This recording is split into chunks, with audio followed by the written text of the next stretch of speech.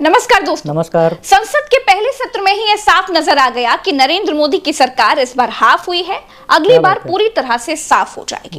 पूरे संसद सत्र में विपक्ष कहीं पर भी नॉन सीरियस नजर नहीं आया, लेकिन हमारे प्रधानमंत्री मस्करेबाजी करते रहे। मुझे मारा गया, मुझे इसने मारा, क्या हो रहा है दोस्तों? मुझे उसने मारा, मुझे यहाँ मारा, मुझे वहां मारा। जिस विपक्ष को मस्करा होना चाहिए था वो सीरियस था, जिन प्रधानमंत्री को सीरियस होना चाहिए था वो बड़े मौज में थे। उनको संसद में शोले फिल्म की मौसी भी याद आ रही थी। हालांकि इस चुनाव में बीजेपी को नानी याद आ गई। आप सबको शोले फिल्म की वो मौसी जी याद होगी। आजकल बच्चे का मन बहलाने का काम चल रहा है। दोस्तों, मोदी का मंत्री देश में परीक्षाएं नहीं करवा पा रहा है, पेपर पर पेपर लीक हो रहे हैं, लेकिन मोदी जी को संसद में सीरियस होने के बजाय मस्करेबाजी सूझी। विपक्ष सीरियस था। हेलो दोस्तों, स्वागत है आप सभी का एक नए यूट्यूब के वीडियो में। दोस्तों, आज की इस वीडियो में बात करेंगे राहुल गांधी और मिस्टर नरेंद्र मोदी के बारे में, जहां पे दोस्तों जो राजनीति जो चल रही है, जो कि इस गद्दी पे बैठे हुए प्रधानमंत्री के, और दोस्तों ऐसे ऐसे जो बात कर रहे हैं कि लोगों ने खिल्लियाँ उड़ाना शुरू कर दिया। जैसे कि दोस्तों राहुल गांधी विपक्ष पार्टी है कि आप लोग को सभी लोग को पता होगा, और कहीं ना कहीं दोस्तों आप लोग को पता है कि दोस्तों जो सांसद में जो बातें हो रही हैं उनको लेकर दोस्तों काफ़ी अलग अलग जगहों पर खिल्लियाँ उड़ाई रही है। ठीक है, तो इस वीडियो को लास्ट तक जरूर देखिएगा। नमस्कार दोस्तों, मैं सनी कुमार गुप्ता, विदाउट फनी, क्योंकि दोस्तों आप लोग देख रहे हैं टेक सनी। तो चलिए आज की इस वीडियो को शुरू करेंगे, और मैं इस वीडियो को रिएक्ट करना चाहूँगा जो कि प्रज्ञा मिश्रा के, ठीक है, प्रज्ञा मिश्रा जो आप कर रहे हैं, आप लोगों को पता है कि सभी न्यूज एंकर हैं, और दोस्तों कहीं ना कहीं इनका जो उल्टा चश्मा एक चैनल है, काफ़ी यहाँ पे बातें को रखते हैं। चलिए हम बात करेंगे राहुल गांधी और प्रधानमंत्री की, जो कि सांसद में जो खिल्लियाँ उड़ रही है, क्यों उड़ रही है, तो आज की इस वीडियो को पूरी डिटेल में देखेंगे। और दोस्तों जैसे कि हम बात करें तो अंधभक्त और क्या भक्त, इससे हमें कोई भी लेना देना नहीं है, लेकिन दोस्तों इस वीडियो को आप लोग को देखना चाहिए कि इस वीडियो में पूरी डिटेल में क्या बातें हो रही है। तो चलिए इस वीडियो को लास्ट तक जरूर बनेगा। वीडियो पसंद है तो वीडियो को लाइक कर दीजिएगा, चैनल को पहली बार है तो चैनल को सब्सक्राइब जरूर कीजिए। चलिए आज की इस वीडियो को शुरू करते हैं। राहुल गांधी ने नीट पर चर्चा करने की बात कही तो माइक म्यूट कर दिया गया। सर मेरा सवाल है सर, इस माइक का कंट्रोलर किसके हाथ में? प्लीज बैठिए सर, ये ऑफ होता है, प्लीज माने बैठिए प्लीज। मैं बिल्कुल आपकी रिस्पेक्ट करता हूं स्पीकर सर, मगर मेरे भाषण के बीच में सच्चाई है कि माइक ऑफ हो जाता है। मैं क्या करूं, हो जाता है वो। अब आपने देखा मैंने अयोध्या शब्द यूज किया और माइक ऑफ हो गया। नो, संसद में मस्करेबाजी के लिए माइक चालू रह सकता है, लेकिन पेपर लीक जैसे महत्वपूर्ण मुद्दे पर बात करने के लिए माइक नहीं खुल सकता। पिछले 10 साल में पहली बार विपक्ष ने पूरी सरकार को नाच नचा कर रख दिया था। राहुल गांधी के सवालों के आगे नरेंद्र मोदी और शाह समेत पूरी भारतीय जनता पार्टी पानी मांग रही थी। राहुल गांधी ने कहा, प्रधानमंत्री नरेंद्र मोदी तो अपनी आदत के मुताबिक ही फिजूल बातें करते दिखाई दिए, लेकिन दूसरी तरफ विपक्ष बहुत सीरियस था। राहुल गांधी, अखिलेश यादव, महुआ मोइत्रा जैसे नेताओं ने बीजेपी को पानी पिलाकर रख दिया था। हाल ये हुआ दोस्तों कि अमित शाह को स्पीकर से कहना पड़ गया कि स्पीकर सर हमें बचाइए। तो कैसे सदन में चल सकता है मान्यवर? आप एक तरफा नियमों के ऊपर जाकर उनको रियायत दे रहे हो मान्यवर, हमें संरक्षित करिए, ऐसे नहीं चलता। मोदी समेत पूरी बीजेपी विपक्ष का ताप नहीं सहन कर पा रही थी। जिन महुआ मोइत्रा को पिछली बार चुटकी में संसद से निकाल दिया गया था, सदस्यता तक खत्म कर दी गई थी, इस बार वो दोबारा चुनकर आई। बोलने के लिए खड़ी हुई तो मोदी उठकर चल दिए। महुआ मोइत्रा ने नाम लेकर चिल्लाकर कहा था, हुजूर रुकिए तो। Mr. Prime Minister, Honorable Prime Minister, I would really request you, since you've been here for the better half of 1 hour, ये भी सुनते हुए जाइए सर, डरिए मत, डरिए मत सर, डरिए मत। 2 बार आ गए sir, you came to my area twice during the campaign sir, आज तो सुन के जाइए सर। Never mind। मोदी की हिम्मत महुआ मोइत्रा की बात सुनने की हुई ही नहीं। स्पीकर भी कुर्सी छोड़कर गायब हो गए। जी हाँ, आप ये देखिए, मोदी जा रहे हैं, और ये देखिए अभी स्पीकर बैठे हुए हैं, और ये अब देखिए जगदम्बिका पाल को बिठाकर गायब हो गए। महुआ मोइत्रा को सुनने की हिम्मत ओम बिरला की भी नहीं हुई। फिर आई वो घड़ी जब धर्म के नाम पर वोट मांगने वाली भारतीय जनता पार्टी को राहुल गांधी ने वहां पर भी घेर लिया। और जो लोग अपने आप को हिंदू कहते हैं वो 24 घंटा हिंसा हिंसा हिंसा, नफरत नफरत नफरत, असत्य सत्य असत्य। हमारे भारत में बहुत सारे बलबुदियां पड़ी हुई है। आप हिंदू हिंदू हो ही नहीं। वैसे तो इस देश में आए दिन बहुत सारे गड़बड़ घोटाले चलते ही रहते हैं, लेकिन आजकल सबसे ज्यादा सुनने में आ रहा है आदिवासी हेयर ऑयल्स के नाम पर स्कैम। जी हाँ, कुछ लोग आदिवासियों की फोटो का इस्तेमाल करके हेयर ऑयल के नाम पर आपको केमिकल बेच रहे हैं, जिससे आपके बालों का स्वास्थ्य बहुत खराब हो रहा है। अगर आप भी इस तरह के घोटाले से, गड़बड़ से बचना चाहते हैं और अपने बालों को चमकदार, लंबे और मजबूत बनाना चाहते हैं, तो असली आदिवासी हेयर ऑयल ही खरीदें।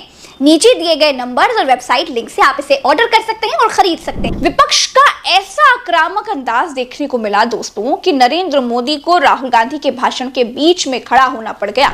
पूरे हिंदू समाज को लोग का काम हिंसक कहना गंभीर विषय है। मोदी के पास बड़ी मुश्किल से धर्म के नाम की गेंद आई।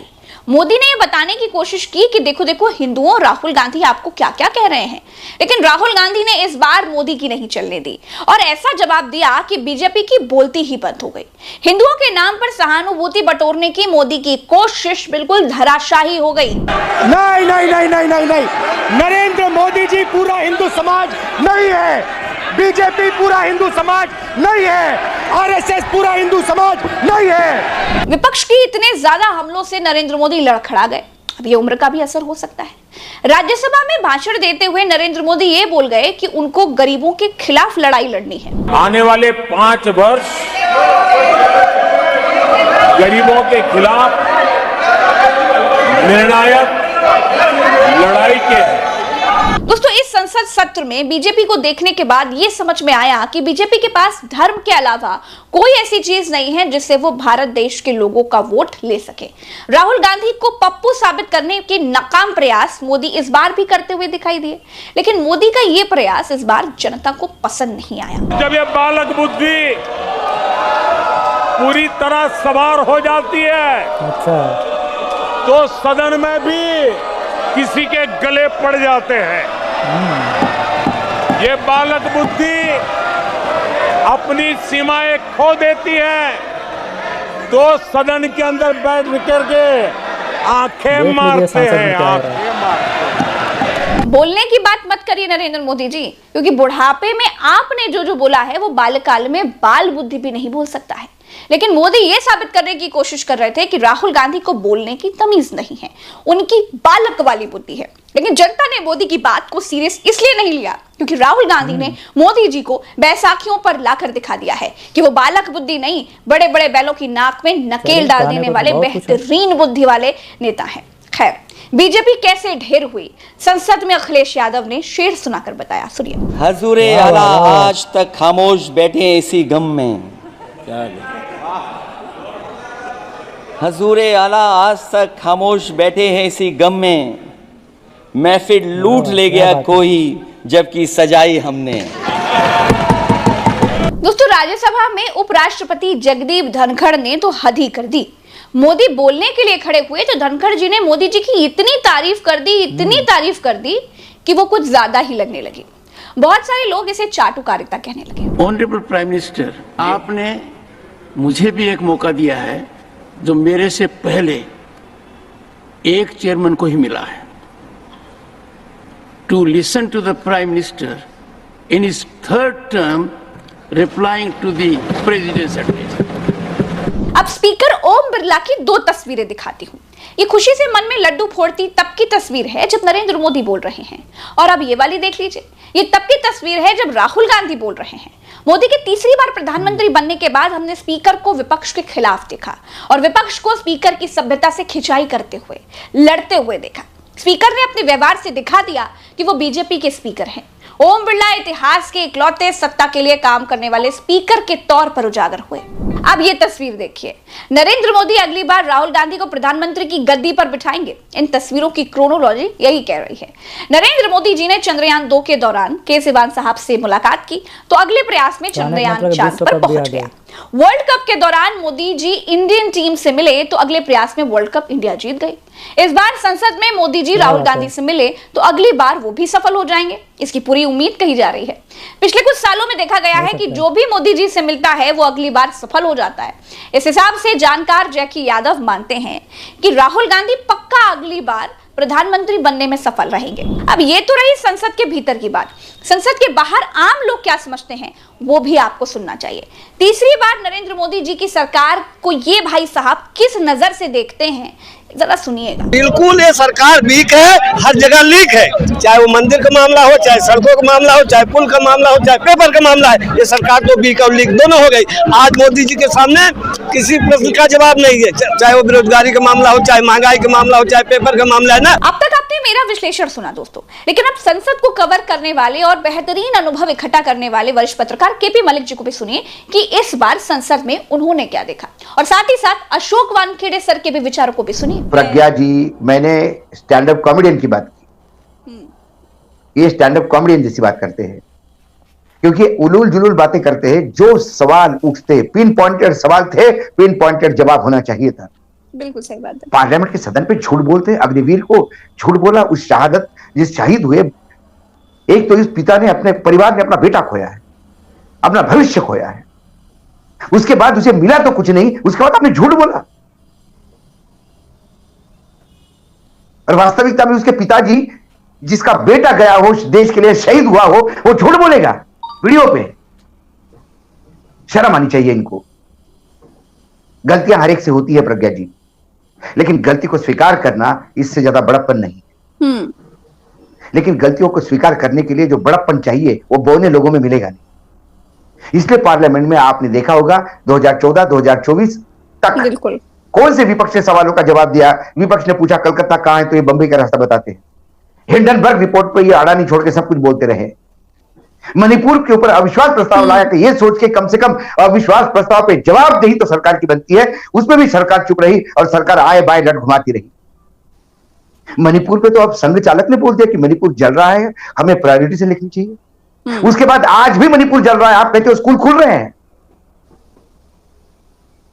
क्या बात करते हैं आप सर? ये अभी भी एटीट्यूड जो है वो बदला नहीं है प्रधानमंत्री नरेंद्र मोदी का। देखिए, थर्ड टर्म के प्रधानमंत्री हैं, क्या करेंगे प्रज्ञा जी? उनके जगह आप होती तो भी ऐसे ही करते। राहुल गांधी को बाल बुद्धि कह रहे हैं, बाल बुद्धि वाला। नहीं, तो एक किसी ने ये भी कहा है, मुझे किसी से बात हो रही थी, तो कई प्रकार के लोग, ऐसा नहीं है कि कई लोग बोलते बोलते बोल जाते हैं। किसी ने कहा कि बाल बुद्धि से भी डरना चाहिए। रावण ने भी राम को बाल बुद्धि कहा था, बिल्कुल राइट, तुच्छ मानव कहा था, और कंस ने श्री कृष्ण को बालक कहा था। ये दोनों अवतार हैं जिसकी पूजा मोदी जी करते हैं। गुजरात से आते हैं इसलिए वो श्री कृष्ण के नजदीक है, और चुनाव यूपी से लड़ते हैं इसलिए राम को अपना कहते हैं। लेकिन दोनों व्यक्तित्व की यदि आप ठीक से उसे पढ़ें, समझे, तो आपको समझ में आएगा बाल बुद्धि क्या होती है। ये दो बालक ही थे राम के, जिन्होंने राम का अश्वमेघ अटका था और हनुमान जी तक को पराजित करा दिया था। ये वो बालक ही तो थे। तो बालक को आप कम मत हाकिए। ऐसे ही बालक को हिरण्यकश्यपु ने बहुत ही मजाकिया तौर पे लेते हुए उस बालक के बुद्धि पे सवाल उठाए थे, तो फिर नरसिंह को प्रकट होना पड़ा था। जिस हिंदुत्व की वो बात करते हैं, उस हिंदू धर्म में बालकों की इतनी कहानियां हैं, इनको बुढ़ापा आ जाएगा पढ़ते पढ़ते। लेकिन सर सवाल बालक का नहीं है, सवाल बुद्धि होने का है। सवाल बुद्धि होने का है। मैंने एक बार कहा था भगवान ने भेजा, लेकिन भेजा देके नहीं भेजा, यह प्रॉब्लम है। क्योंकि इनको भगवान ने डायरेक्ट भेजा, अजन्मे हैं, ये बायोलॉजिकल नहीं है। भगवान ने भेजा लेकिन भेजा लेके नहीं भेजा, ये प्रॉब्लम। सबसे पहली घटना आप ये देखेंगे कि विरोधी दलों ने जिस प्रकार से शपथ ली, जिस प्रकार से डे वन से एक माहौल ऐसा बना जैसे विपक्ष बहुत ज्यादा अग्रेसिव होके आया। सरकार और भारतीय जनता पार्टी आपको पहले दिन से इतने दबाव में दिखाई दी। उसके बाद दूसरे दिन आपने स्पीकर को देखा, जिस दिन स्पीकर बने, स्पीकर के चेहरे पर जो हम हमेशा मुस्कुराहट पिछले 10 साल से देख रहे थे वो गायब थी, चेहरा उतरा हुआ था। वो आप चेहरा याद करिए। उसके बाद राहुल गांधी ने जिस एग्रेशन में आके भाषण दिए और लगातार 1.5 घंटा वो बोले हैं भाषण में जबरदस्त। और आप देखिए प्रधानमंत्री को खुद खड़ा होना पड़ा, 2 बार देश के गृह मंत्री को संरक्षण मांगना पड़ा, जो पूरे देश को संरक्षण देते हैं वो संरक्षण मांगते नजर आए। उसके बाद जो है बचाव करने की मुद्रा में आपको राजनाथ जी को देखना पड़ा। उसके बाद दूसरे 2-2, 3-3 मंत्री इनके आए, शिवराज चौहान को खड़ा होना पड़ा, भूपेंद्र यादव को खड़ा होना पड़ा। तो ये स्थिति तो ये थी कि मुख्य विपक्षी दल के नेता के भाषण से आप कितने परेशान हो गए, कितने हैरान हो गए, और प्रधानमंत्री जी भी एक हिसाब से गिड़गिड़ाते हुए नजर आए कि ये हिंदुओं का अपमान है।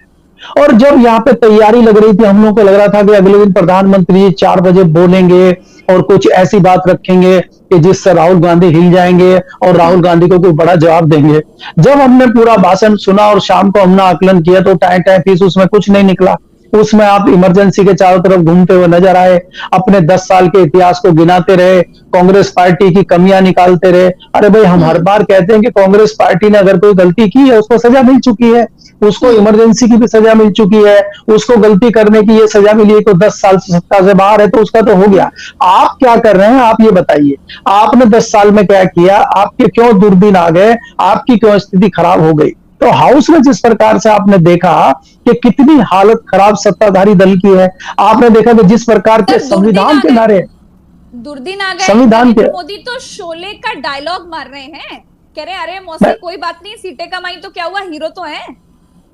मैं वही आपको बोल रहा हूं कि एक हिसाब से बचाव की मुद्रा में नजर आए, जबकि उनको अपने सारी चीजें, अपने 10 साल के कार्यकाल की चीजें और राहुल गांधी का मुंह अपने विकास कार्यों से बंद करना चाहिए था, और वो उनको बालक बुद्धि और उनको शोले के डायलॉग सुना रहे हैं, तमाम चीजें कर रहे हैं। जैसे आपने देखा लगातार लोग संविधान देख के डरा रहे हैं, और वही संविधान जिसकी कसमें खा रहे थे, आज वो संविधान की कॉपी इनके लिए ऐसी हो गई कि किसी, जैसे आप उसको क्या बोलते हैं, सांड को लाल कपड़ा दिखाते हैं, उससे डरने लगे हैं। और आप देखिए स्पीकर को अपने नियम में बदलाव करना पड़ा कि शपथ के टाइम पे आपने संसद में नियम में ही बदलाव कर दिया कि आप शपथ के टाइम पे संविधान जय नहीं बोलेंगे, संविधान की जय नहीं बोलेंगे, आप किसी हिंदू की जय नहीं बोलेंगे। तो आपने, तो ये किसकी जीत है? अगर सदन के अंदर आप हिंदुस्तान की हिंदू की जय नहीं बोलेंगे तो आपको मजबूर कर दिया राहुल गांधी ने अपना बदलने के लिए। अभी तक तो आप रोज नारे लगा रहे थे, हिंदुस्तान के, सनातन के नारे आप लगा रहे, तब आपको कोई आपत्ति नहीं थी। अब संविधान जिंदाबाद के नारे लग रहे, संविधान की जय के नारे लग रहे हैं, अब आपको तकलीफ हो गई। तो ये जताता है कि सरकार कहीं ना कहीं बहुत दबाव में है। दोस्तों, तीसरी बार मोदी सरकार अगले 1000 सालों का सपना दिखा रही है, लेकिन सच क्या है? सच ये है कि नरेंद्र मोदी का इस तीसरे बार भी कोई ठोस विजन नहीं है। नौकरियां है नहीं। मोदी जी की मंत्री हैं अनुप्रिया पटेल, वो योगी सरकार के खिलाफ नौकरियों के लिए लेटर पर लेटर लिख रही हैं। राजस्थान सरकार के मंत्री हैं किरोड़ी लाल मीणा, उन्होंने इस्तीफा दे दिया है। कहते हैं कि राजस्थान में बहुत जल्द बड़ा खेल हो सकता है। पेपर पर पेपर लीक हो रहे हैं, राम मंदिर से पानी चू रहा है, अयोध्या की सड़कें धंस गई, और बिहार में तो बारिश की बूंदों से ज्यादा पुल गिर रहे हैं। दोस्तों, इस बार बहुत कुछ होने वाला है। ये स्पष्ट संकेत हैं कि मोदी का दौर अब खत्म होने वाला है। 5 साल सरकार कैसे चलेगी, सरकार को भी नहीं मालूम है। दोस्तों, इस वीडियो में इतना ही, मुझे दीजिए इजाजत, चलते हैं। राम राम, दुआ। इस वीडियो में पूरी डिटेल में आप लोगों को देखने के बाद कैसा लगा कमेंट करके जरूर बताइएगा। जैसे कि दोस्तों हर एक मुद्दे पे इस वीडियो में बात हुई है। सांसद में तो दोस्तों बहस जो है होती रहेगी, और दोस्तों जो भी है विपक्ष पार्टियाँ वो अपनी जो कि बात रखती रहेगी, ठीक है। अब आप लोग को सुझाव में ये करना है कि आप लोग क्या करना है, नीचे कमेंट करके जरूर बताइएगा कि अगर ये दोनों पार्टियां सही है या गलत है, तो फिर आने वाले समय में क्या हो सकता था। अगर आज तक अगर कांग्रेस ने अच्छा काम किया होता तो कांग्रेसी का सरकार होता। अगर बीजेपी कर रही है या करने वाली है तो आने वाले समय में भी बीजेपी का सरकार रह सकती है। ये वीडियो आप लोग कैसा लगा कमेंट करके जरूर बताइएगा। वीडियो अगर आप लोग को पसंद आई होगी तो वीडियो को लाइक कर दीजिएगा। चैनल पर पहली बार आए तो चैनल को सब्सक्राइब करके बेल आइकन को ऑन कीजिए, ताकि यूट्यूब के रिलेटेड, बैंकिंग के रिलेटेड, टेक्नोलॉजी के रिलेटेड जितनी वीडियो है उसका नोटिफिकेशन आप तक पहुँच सके। उम्मीद करूँगा दोस्तों कि आज के वीडियो आप लोग को पसंद आएगा। मिलता है नेक्स्ट वीडियो नए टॉपिक के साथ। तब तक दोस्तों जय हिंद, जय भारत, वंदे मातरम।